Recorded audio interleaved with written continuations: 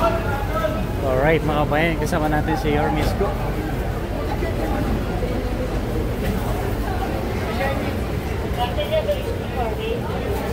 Hey, good morning po. Oo. Nililinis ako ng mga kaple, yung mga hindi na kailangan. Para hindi na mangyari. Ayun talaga.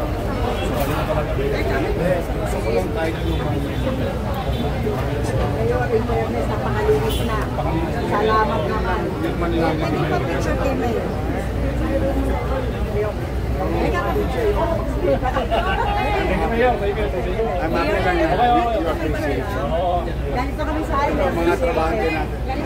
Ayun, pwede na. Mayor, picture tayo. Mayor. Mayor. Let me do it for you.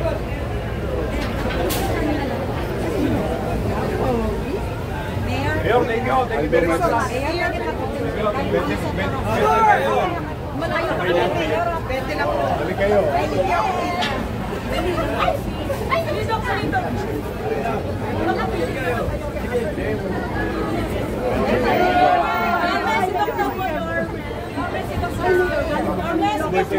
Oh, si Presidente.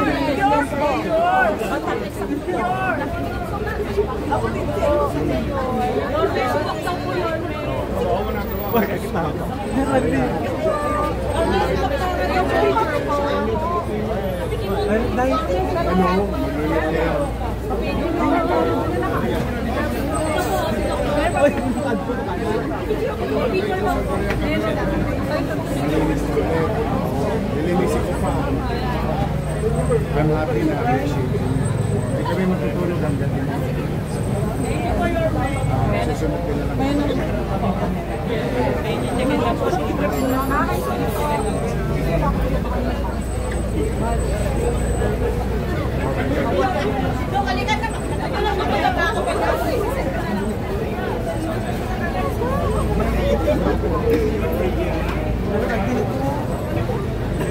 Ingat kayo.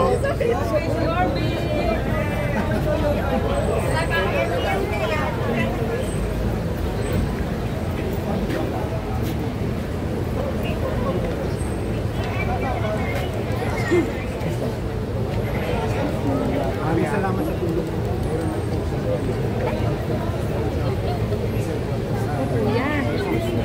Hindi ako makadasisi ko, kuya. Pero kami na bahala doon mo sa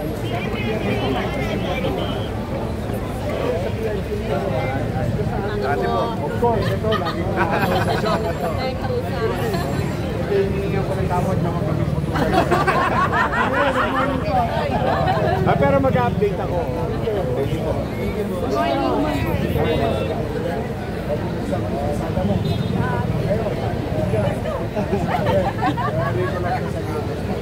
Yes. And sabi ko nga kay Cesar Boss, you have the full support of Naralco. You're very nice na Naralco.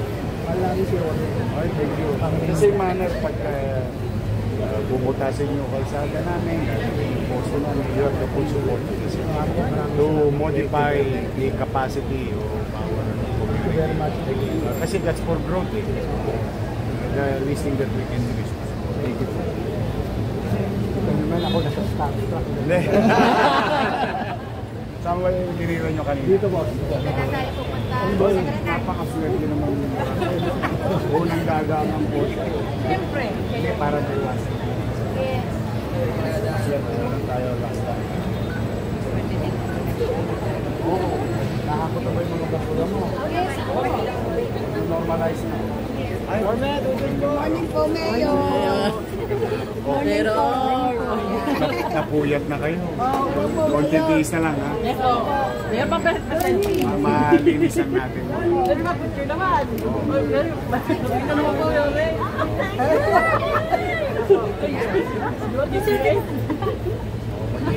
Thank you po, Mayor.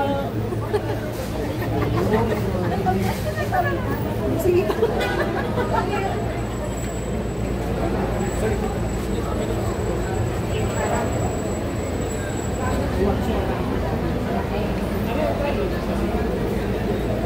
Chef, chef, chef.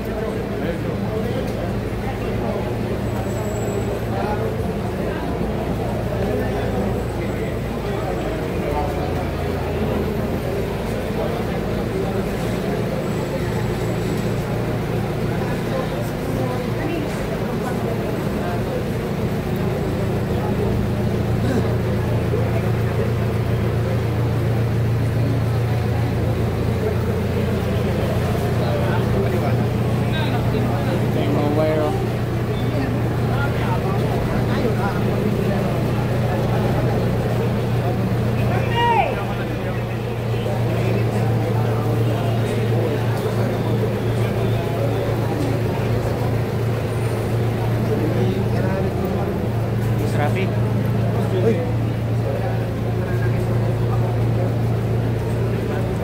Boss Romel.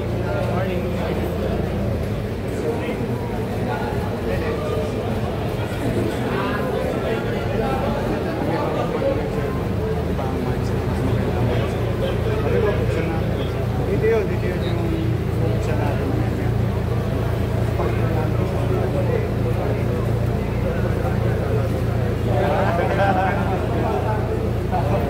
Pasensya ka na.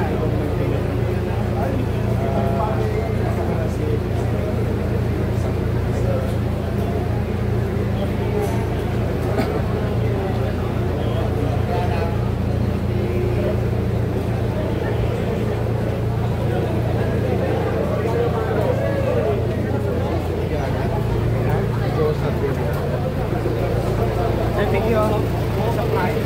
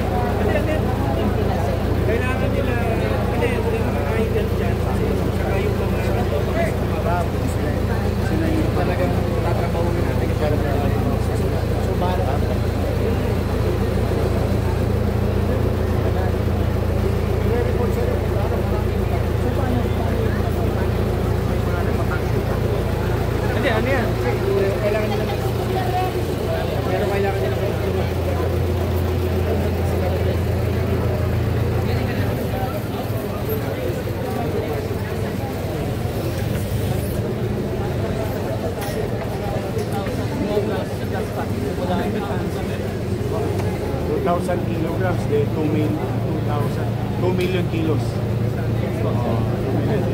So hanggang ano lang Kasi lahat ng tansyon nyo ng araw, tinipira ko rin.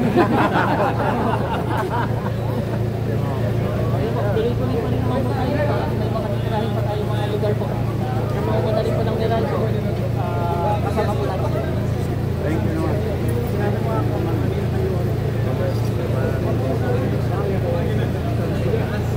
in this initiative, ensuring that no line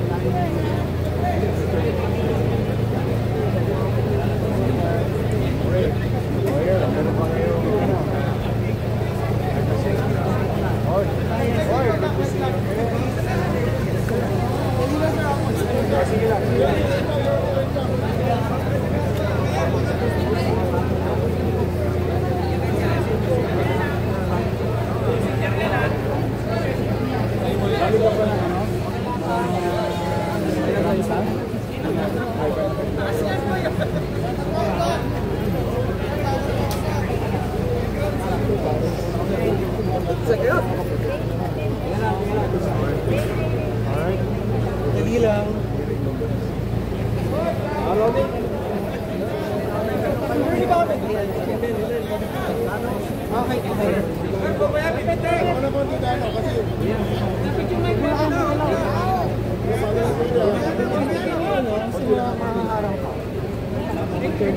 Balikan pala ng mga white niya.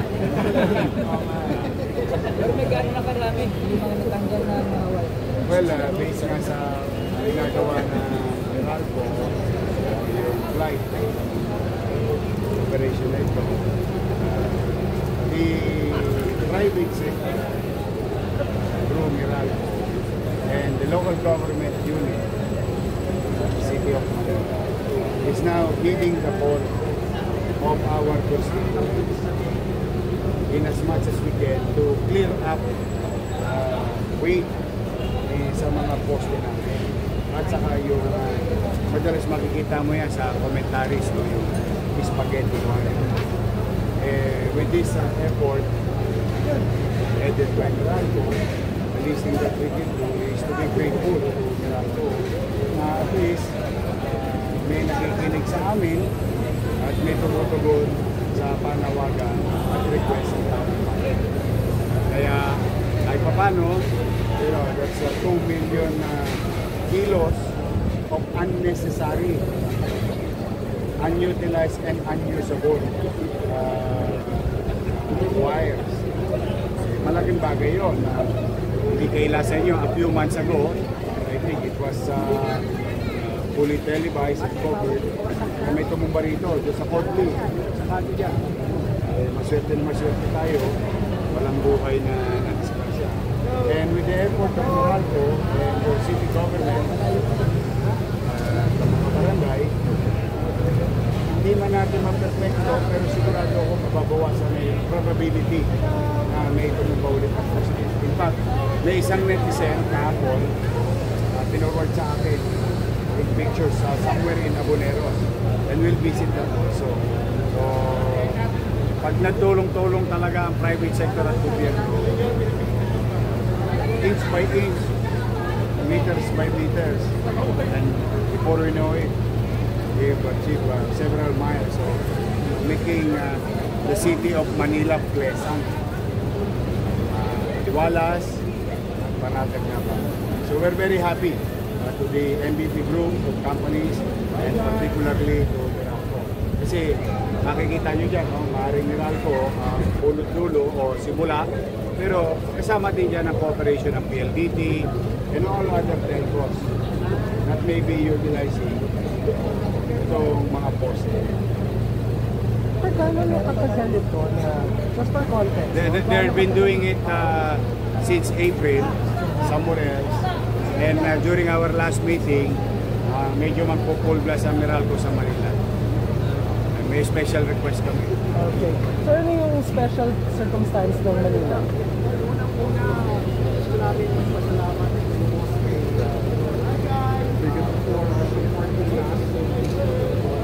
ang laking bagay ang pinuha we have been saying in the past kami sa private sector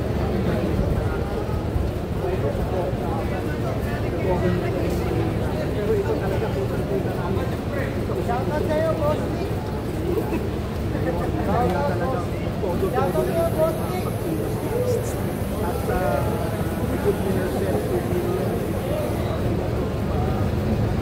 unnecessary violence na actually pandemic. Dami din nagsampay at ayaw sa marami dito sa Manila basta na lang silang yung kanilang pagkakataon. So ngayon, nandito tayo. Pero alam namin na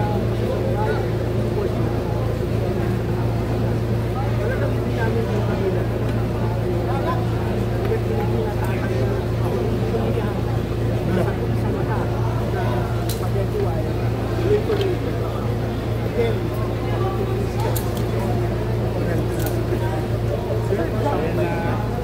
Mananawagan na ako, no? Kasi we made a commitment gonna, please, let me use this avenue. All those telcos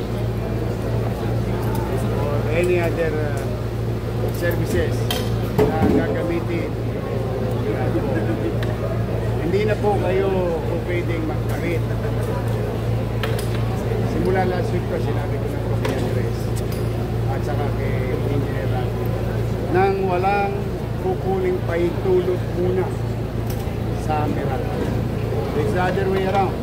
Dati, bulag ang Meralco, basta inaprubahan ng City Hall, maglalatag na. At ang gagamitin panangga, magsilita ng mga operatives o inspector ng Meralco. Ano kami? May permiso kami sa local government. Ngayon, ni-reverse ko. Because they know that the load capacity of every post, and they understand very well kung ano lang ang dapat na nakasampay yan. So ang ginawa ko, natin yung policy of the city. Kaya yung mga magkakabit, that goes to everyone. It's not listening to it.